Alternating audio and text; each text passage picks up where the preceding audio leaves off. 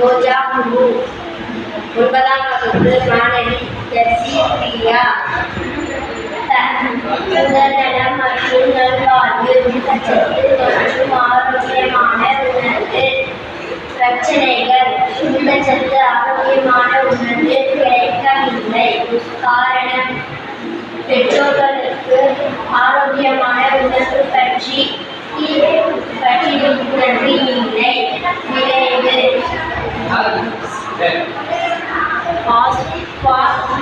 உண்கிறார்கள். Pasta போல் இழைக்கிறார்கள்.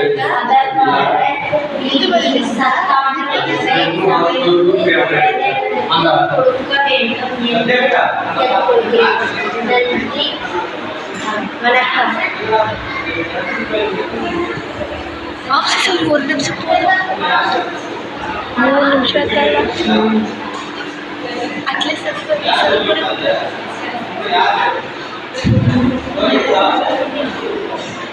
చెప్ప అంటే చెప్పు.